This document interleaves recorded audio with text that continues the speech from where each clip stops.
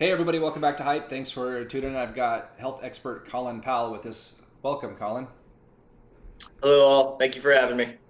Absolutely. Well, I've got another series of rapid fire questions for you. Our folks can't get enough of you apparently, so thanks for being so generous with your time. So, the first question is, who really knows their blood type? I know I don't even know my blood type, and I've been talking to you for months.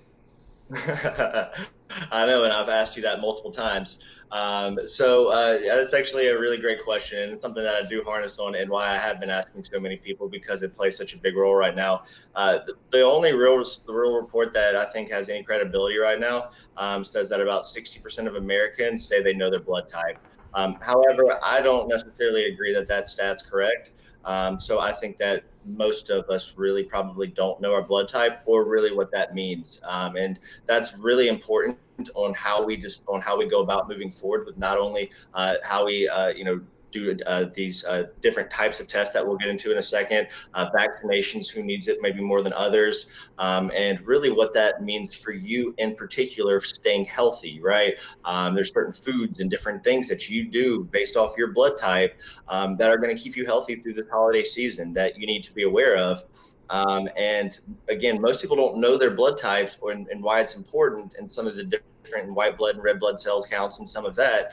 So I highly recommend that you go to one of our groups here. We're going to have a few listed of where to go. It's very important that you go to a correct organization. Not everybody tests for blood types, and as a matter of fact, most primary care doctors don't know their patients' blood types. So when we're talking about the treatment of care once they get COVID and all of that, and how they need to, take care of this patient. It's going to come down to that, and even most people's own doctors aren't aware of how to treat their patients. So I'm highly urging the American population to not only donate blood if you are pre COVID as well as post COVID, but not active. But get that information now, figure out your blood type, because that's going to change. Everything that we do moving forward is going to be based off that. And there are all sorts of factors that come into this that you need to now be aware of, such as, did you know blood types can change? So there's a lot of little things like that, but getting tested first and going to the right facility for not only donation but for testing is key. And we'll get into what the right facility is here shortly. Excellent, excellent. Thank you. The next one is how do the actual COVID tests work? Other than they just stick it up your nose and it works. That's funny. So I carry this around just so as a talking point. Can you see it? Yeah. So that's you remember those lighter leashes you see at the gas stations? This is my recent COVID test from this week, showing that I'm still negative. Uh, Other than this and some of these technology tools that we've been using, this is the best way right now that you can show your results to someone to show that you're negative. And the beauty of it is, and the funny part is, it actually doesn't even show the date or the time or any of that on it. So there's a bunch of different ways to get tested. Tests they dramatically change based off of what type it is. So, Jeff, to kind of answer your question, I think what you want me to get into here is the actual differences in the test. Is that correct? Correct. Okay. So let's put company name aside. Let's just talk about what the different tests are first. So we have the antigen test and then the antibody test broadly. And then we're going to break that down just a little bit further. So, and then there's the DNA and the RNA test. How do they work together? Does everybody need them? Yes. And what is the frequency that you need to be getting tested? The CDC says if you have not been tested yet, you need to be tested at least twice first, and then ongoing around every 3 days, because that's how long it takes for the antibody to develop within your body, and that's what it's testing for. So we have the antigen test. The antigen test, the whole purpose of it is to catch it, and it shows if you're actively contagious. That's what the antigen test is showing. It's saying, what is this person sick right now and infected? The antibody test, and going back to the blood type, for O negative folks who have neither the A or the B antigen, there's going to be some issues with that we have not yet found scientifically that we are looking into. But it does play a big part. Like, so there's certain rules, like, why would you test this person if they can't even develop this antigen? You know what I'm saying? So, and again, we'll get into the biologics of it. So the antigen test is going to say this. That's what people are going to use, saying, "Hey, yes, you can enter the concert," or "Yes, you can come into work," or "Yes, you can get onto the airplane." It's the lifetime results. Well, maybe not always. We'll get into that. Then we have the antibody test, and the antibody test is who has developed that antibody within their bloodstream, and that's something that we have been doing our entire since humanity, right? You develop these different antibodies, and that's how you quote unquote become immune to things, or maybe not. Maybe when you get infected again, it doesn't hurt you so hard. So you keep that antibody in, but that antibody test is going to tell you either if you're IgG or IgM. And as we discussed before, I got it and I'm good, or I got it and I'm miserable. And that's how you base the how you're going to treat and go into quarantine and take care of yourself for not only that 14-day quarantine period, but really for the next 5 to 7 months. So we're testing. So we have the two main. Those are really the two just main differentiators in the test. You're looking for the antigen, the antibody, and there's the DNA test. And we'll get into some of that here in a little bit. But right now, this is what we need to be focused on. This is where all the questions are. So let's just address it. Why do you need both of them? Yes. Do you need both of them twice? Yes. Do you need them ongoing? Yes.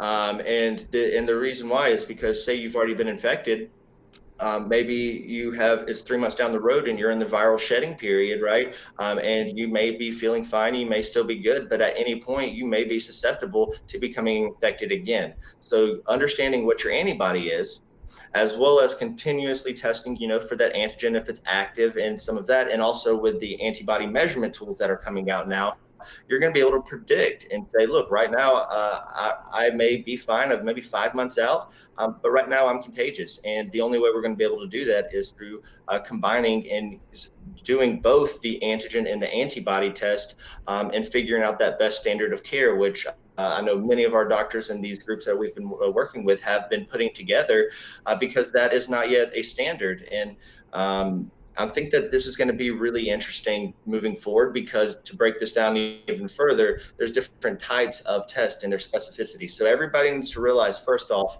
that not all tests are the same. See, I showed you a blood test. This is a blood test that I actually administered myself. I'm not supposed to do that. That's not allowed. But it's not illegal. So, but it's good to know. And if you have the capability and you have some clinical experience, maybe you can do that. And the point of care tests are coming soon. Right now, it is supposed to be administered at a physician setting, for this specific test. It can be in a lab or at your doctor or some of these walk-ins. Now, this test right here is different than probably every other test that there is, right? They all have different specificity, accuracy. So there's certain tests that have higher ratings of what you can say is reliability in the testing than others, and that's where you see some of the price points and some of these different changes. However, the public does not realize which test they're getting, and for the most part, if you're getting a free test in a lot of these situations, there could be a chance that you're not getting the correct test that you need, and there's more likely than a chance than not you're not getting tested twice to prove it. So we have this blood test, we have a saliva test, we have the nasal swab that you mentioned. Now, about 80% of the same antigens are found within the differences in this test. So we're looking at about a 20% still in the blood and the nasal swab and the saliva, of people that could just may not be picked up at all, just because there's different types of testing for different things. So blood right now is the most reliable, and the others are always very good. So the way I always say it is, you need to get maybe a rapid antigen test or something like that first. If it comes positive, typically what you'll do is you'll give them the PCR test, which is the top standard right now. and that has about a 99, 100% accuracy on that. The rest of the tests claim to be about 97, 98% positive as well. Again, we're finding differences and variations within the blood, um, but yeah, so there's the blood test, lab test. That there's a CLIA test, CLIA wave test, and then there's the regular test. Now, what is that? What is CLIA? CLIA is a governing board for laboratories. So these labs have been selected and have gone through everything to be designated CLIA certified, to where they're able to read, interpret the results, and give that information back to the government. That is significant because your physician and your doctor can only give you CLIA waived test. Otherwise, you have to go into the lab setting to get it. So there's a lot that goes into this within the different tests, but that's really what people need to understand. It's there's different types of tests, different levels of tests. Not all tests are the same, and we're going to break that down here in a little bit, of which ones are kind of the highest ranked right now, and some of the big things coming out. But also location and setting, because what's the good of it now if it's being sent to a walk-in clinic that you don't know, and for sure is not going to transfer that information back to the government for accurate tracking, and or to your doctor, versus doing it at your doctor's versus doing it at a lab setting. So they all have their own benefits, but they all need to be used correctly at the appropriate time. And that's what we're going to help clarify as we continue moving forward. Excellent. That's amazing information. I'm so glad that you're willing to share that with our folks. And I am going to cut it here for a sponsor break. So if you have any questions or you want to see some extended content from our health advocate Colin Powell, check out hype.com. And I will catch you guys next time. Again, thanks, Colin, for being with us. Thank you, Jeff. Thank you, everybody.